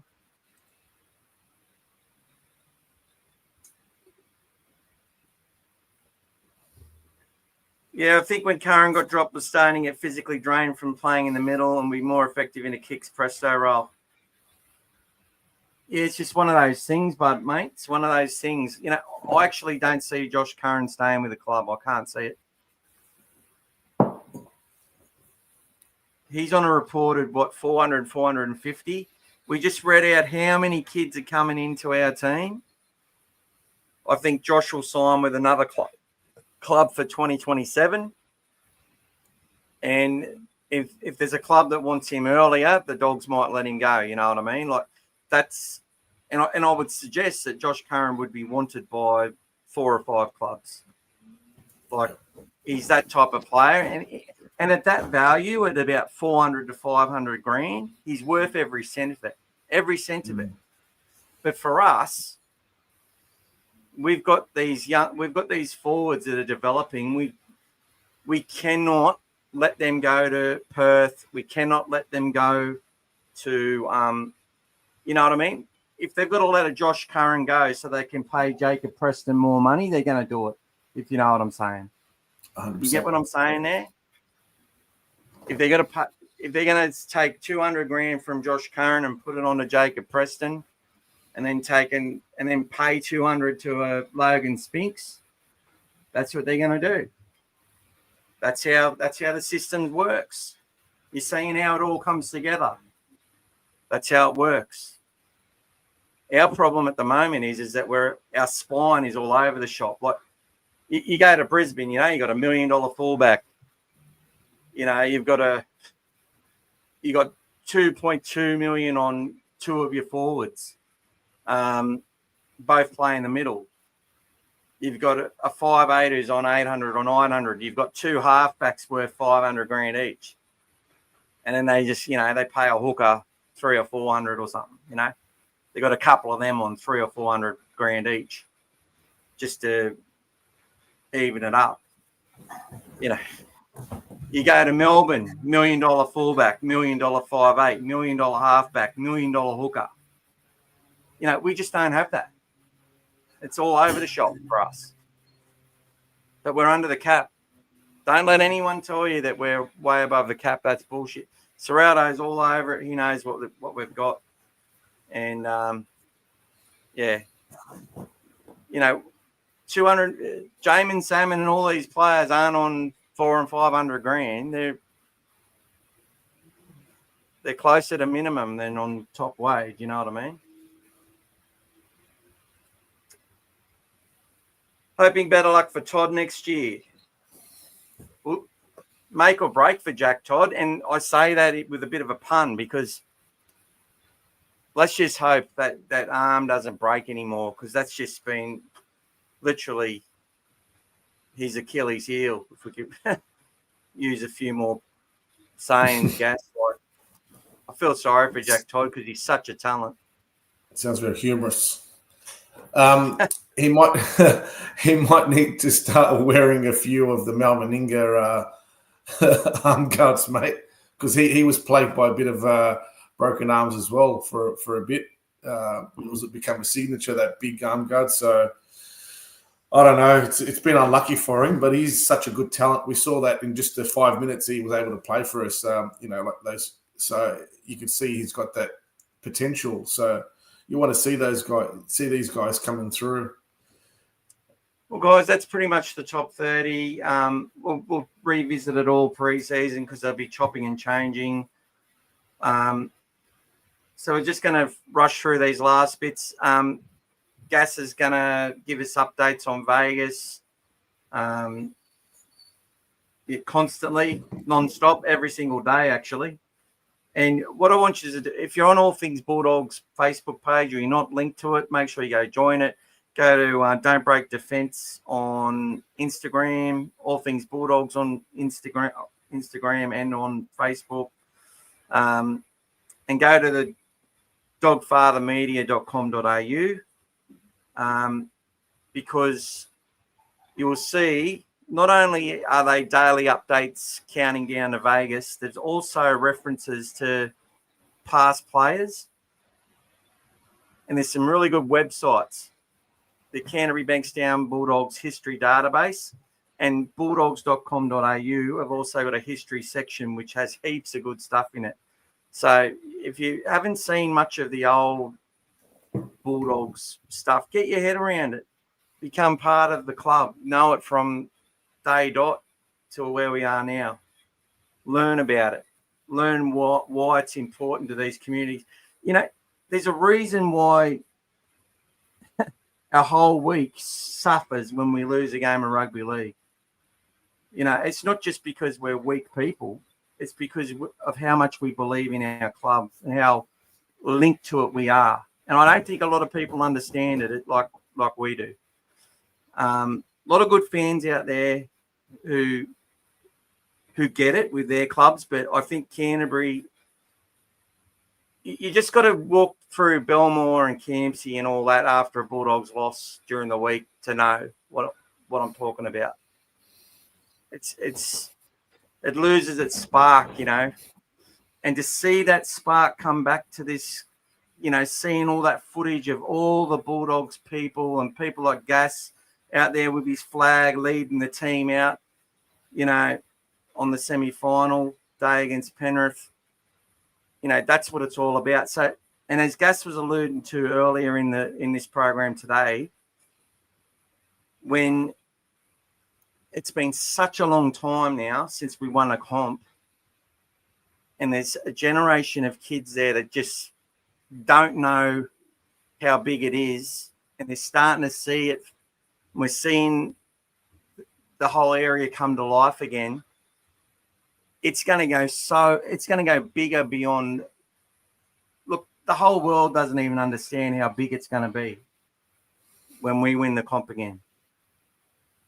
I'm talking parties for days in these towns, and other clubs will not be able to relate to how the Bulldogs go about it and how they do it. So I'm excited. That's why we're here every day. That's why we give the content. Gas and I grew up craving any bit of content that we could get on the Bulldogs. 5 seconds on the news on a Saturday, we'd be hanging out for it. You know what I'm talking about, don't you, Gas? 100%, mate. If any newspaper article, it was always read from top to bottom multiple times. Big league. Yep. Rugby league week. The whole lot. Everything.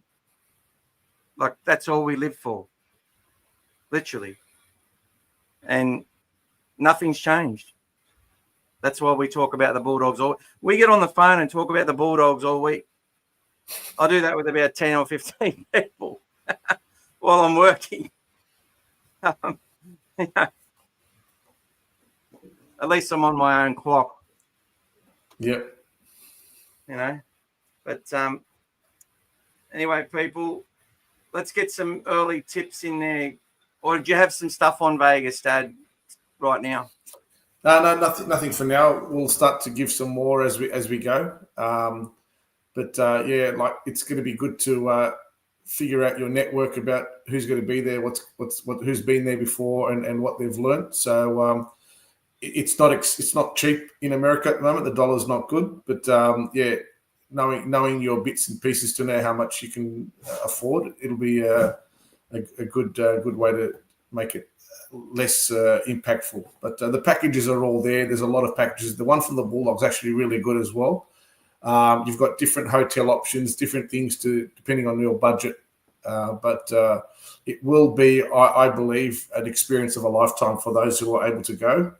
I think myself and Mick still not going yet, but never say never. We never know what might happen. But at the moment, for all those who are going, you're going to be our eyes and ears over there telling us what's going on. So looking forward to it. All right, guys. What's our early tips for some really good sides picked for Tonga and for Samoa? We might do a bit more of a focus on that next week. But my early tips is that I think Tonga might win the championship against New Zealand and Samoa. But I think if Samoa had Stephen Crichton, they go a lot further. But I think Tonga's got the team this year for that. And obviously New Zealand will be in the final. It'll just be against who? Their team looks amazing as well. New Zealand looks great. Yeah. And Leo Thompson didn't make that team, but that forward pack still looks phenomenal. Yeah. And I think the Bulldogs in the England series will be a lot better than people expect. I actually like the team Kevin Walters has picked from what's available. I think that picked a lot of youngsters in this side, which Australia really needs to do to get that bonding happening and to have the young stars of tomorrow all coming together. I don't know if Preston makes the best 17 to play. I'd pick him, but I think they'll pick Angus Crichton and Hudson Young ahead of him. So he might need some luck to get into to actually get a game in one of the test matches. So we'll see what happens. There was a few changes today as well. I think they lost a couple of players and they got some. So the Fox is back in now. Yeah. And Bradman Best is back in. So yeah, they lost Lomax and one other as well. So they had to make some last minute changes. But we've got Curran playing this week in the PM's 11 as well, guys. Yep. Well done to Josh Curran. And Kyle Flanagan made the team as well, to some people's... Well, he's on reserve. He's off the interchange as a reserve, but he might slide in. I think now with Bradman Best going out, maybe one of the guys might shuffle around and might get him in the team, but he's at least in the squad. Yeah, it'd be good to see how that game goes, actually. It'd be very good. I wouldn't say it's the highest quality PM13 that we've had, but I think Josh Curran will go out there and play an absolute dedicated game of rugby league because he doesn't know any other way. And if you ever want to see how good Josh Curran is for 80 minutes, go and watch him play for the Indigenous side. Absolute warrior. Absolute warrior. All right, guys. I think that'll do us for tonight. Make sure you like and subscribe. Everybody who's here, please go and hit the like button. Put a comment on there. It helps. And send me all your money. All right, people. Oh, look, and I also just want to do, this is a bit of a negative thing, and I don't like to leave it on a negative, but there's a person amongst the Bulldogs who's a Bulldog supporter who isn't always doing too well, but asks people for money all the time. Just know that they've made up a lot of stories about their situation that aren't true, and they owe a lot of people a lot of money. So don't go giving your money away to fans asking for money. Maybe just contact the club or something like that and refer them onto the club if they need help. Please don't give them your hard-earned money, okay? Because a lot of Bulldogs fans have been burnt by this person, and a few Bulldogs players as well, okay? So, I'm not going to name their name, but just be aware of the behaviour. All right. Thank you, the Dog Pen, Bulldogs NRL fan channel. Let us know what you're doing. If you're doing any podcasts or anything, let us know. I'll go and subscribe to your channel as well. Thanks, Timmy. Good to see you again, and we'll keep going every week. And we might do a quiz over the summer as well, maybe based on internationals. I'll get Dee to get the questions for us. All right, Gas, thanks so much for tonight, mate. You were phenomenal as usual. Thank you, Brian. Thanks. Thank you, Amir. Thank you, everyone. Thanks, guys. Oh, the Dog Pen. There they go. All right. See you later, people.